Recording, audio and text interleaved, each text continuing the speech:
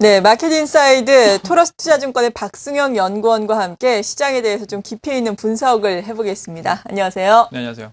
네, 먼저 시장이 지난 금요일장에 큰 폭으로 오른 이후에 2000선에 쉽게 안착을 하지는 못하는 양상이에요. 먼저 네네. 지금의 시장은 어떻게 보십니까?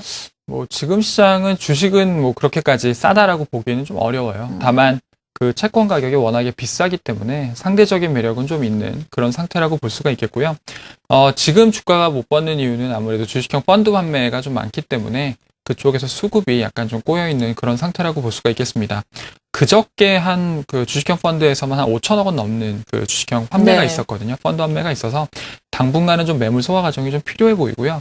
위로 올라가든 내려가든 2000선에서 일단 대기하고 있는 매물은 많다. 그렇기 때문에 상승을 위해서는 상당한 좀 시간이 필요하다라고 보고 있습니다. 네, 이렇게 코스피가 2000선을 전후해서 매물 소화 과정을 거치면서 코스닥은 계속해서 물론 큰 폭의 상승은 아니지만 상승세를 이어나가고 있는 상황이거든요. 코스닥의 선전에 대해서는 어떻게 생각하세요? 코스닥의 선전은 일단 코스피가 밸류에이션 부담이 있다라고 해석을 해봐야 될 것 같아요. 예. 일단 원화가 좀 강세를 보이고 있고 그러면서 한 원화가 1,100원 밑으로 떨어지게 되면 그때는 수출 경쟁력들을 약간 좀 우리가 의심을 하게 되거든요. 아무래도 환율에 대한 부분들이 좀 걱정이 되기 때문에 일단 대형주는 지금 이 수준에서 추가로 약간 좀 오르기는 어려워 보인다. 그러다 보니 자연스럽게 국내 수급들이 아무래도 코스닥이나 중소형주로 좀 몰려가는 거다라고 생각을 좀 하고 있는데요. 지난번 여러 차례 그랬었지만 주가 상승 후반기에 중소형주가 오르다가 끝났던 경험들이 몇 번 있습니다.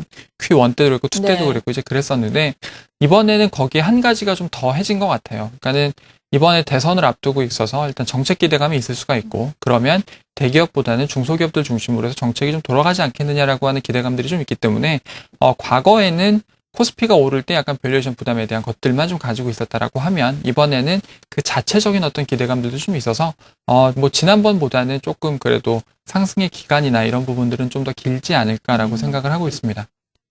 네. 그리고 여쭤봐야 할 것이 QE3입니다. QE3가 예상치 못하게 또 단행이 되면서 금요일장은 큰 폭으로 오른 이후에 말씀하신 것처럼 매물 소화 과정을 거치면서 지금 2000선에 위치를 하고 있는데요. QE3의 효과에 대해서 말씀들이 많아요. 어느 정도의 효과를 우리가 기대를 해봐야 되는 건가요? QE3는 그러니까는 우리가 과거에 QE1이나 QE2 때도 그랬지만 QE3가 효과를 보려면 그 미국에서 유동성을 풀어주고요. 그러니까 외국인 투자가들이 자금이 좀 많은 상태에서 아시아 쪽의 실물 경기가 좋을 때 가장 QE3 효과는 극대화됩니다. 네. 대표적인 게 그 2009년 그리고 2010년에 중국이 한 번은 그 투자 붐들이 한번 크게 일었을 때 그때 우리나라 시장이 좋았던 경험들이 있거든요. 그러니까 오늘만 봐도 국제유가가 95불에서 맞고 100불에서 더 이상 넘어가지 못하니까 관련주들이 좀 약세를 보이는 그런 흐름들을 볼 수가 있거든요. 일단 QE3는 어떤 그 중국이나 아시아 쪽의 경기랑 믹스가 잘 될 때 효과가 극대화된다라고 보시면 될 것 같고요.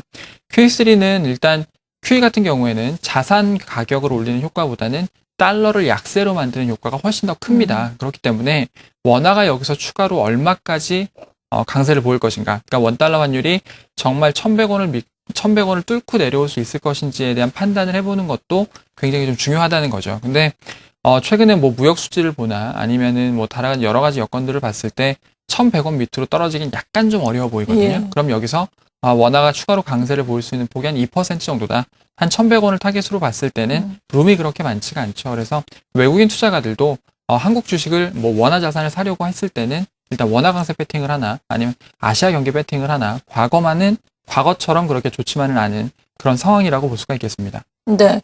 물론 이러한 상황들이 과거에 QE2라든지 QE1이 실시가 됐을 때보다는 좋지 않은 상황이다라고 평가를 해주셨지만 그래도 일반적인 입장에서는 QE3가 시행이 됐으니까 또 많은 전문가들이 그때 당시에 그렇게 말씀해 주셨거든요. 한 2,100선까지는 무리 없이 오르지 않을까라고 전망을 해주셨어요. 이러한 부분에 대해서는 어떻게 보세요? QE3는 QE 같은 경우에는 상단을 올리는 효과보다는 예. 아마 하단을 높이는 효과가 더 큰 것 같아요. 그러니까는 하단이 저는 내심 한 1,750 정도를 하단으로 잡고 있었는데 하단이 한 1,800에서 1,850으로 올라가는 효과는 있을 것 같습니다. 하지만 상단을 올리기에는 쉽지 않다. 그건 앞서서 말씀드린 것처럼 주가가 그렇게 싸지 않기 때문에 그렇고요. QE3 때문에 2,100까지 올라간다라고 우리가 가정을 해봤을 때에는 오히려 그때는 중소형주가 더 많이 올라갈 것 같아요. 대형주에 대한 밸류에이션 부담이 있을 때는 쉽게 얘기하면 이렇게 되는 거죠. 외국인이 살 때 국내 투자가들은 대형주를 팔고 그리고 그 돈으로 중소형주를 사면 되기 때문에 전체적으로 수익률 게임을 할 때에도 그쪽이 좀 더 유리한 측면들이 있습니다. 그렇다라고 보면 우리가 여기서 코스피에 너무 욕심을 내는 것보다는 돈이 좀 더 들어온다라고 했을 때에는 중소형주에서 승부를 보는 게 좀 낫겠죠. 네, 코스피보다는 중소형주에 관심을 갖자라고 말씀해 주셨는데 중소형주 가운데서도 어떤 종목에 더욱더 관심을 가져야 하는지 투자 전략을 정리를 해주신다면 어떨까요? 지금은 경기가 그렇게 좋지가 않기 때문에 우리한테 현금을 빨리 돌려주는 그런 기업들의 주가가 분명히 좋습니다. 네. 그거는 흔히 얘기하는 배당을 좀 많이 주는 주식들이라고 보시면 될 것 같고요. 작은 기업들 중에서도 배당 수익률이 높은 기업 주식들이 굉장히 많아요. 뭐 대표적인 게 한국 쉘석유 같은 것들도 굉장히 배당 수익률이 한 7, 8% 가까이 되죠. 그리고 메가스터디 같은 주식들도 배당 수익률 4.5%도 되기 때문에 지금은 어떤 다른 지표보다도 배당 수익률을 보면서 시장에 접근하는 것이 좋습니다. 그리고 10월 되고 11월, 12월이 되면 그때는 또다시 배당을 겨냥한 그런 자금들이 또 유입이 되기 때문에 네. 지금부터는 주가를 보기보다는 우리가 뭐 PR이나 이런 지표들보다는 배당 수익률을 보면서 종목도 고르고 시장에 접근하는 것이 좀 더 좋지 않겠나라는 생각입니다. 네, 대형주보다는 중소형주 그리고 이런 종목들 다 살펴보자면은 고배당주를 우리가 염두를 해둔 투자 전략이 필요하다라고 말씀해 주셨습니다. 토러스 투자증권의 박승영 연구원이었습니다. 감사합니다. 감사합니다.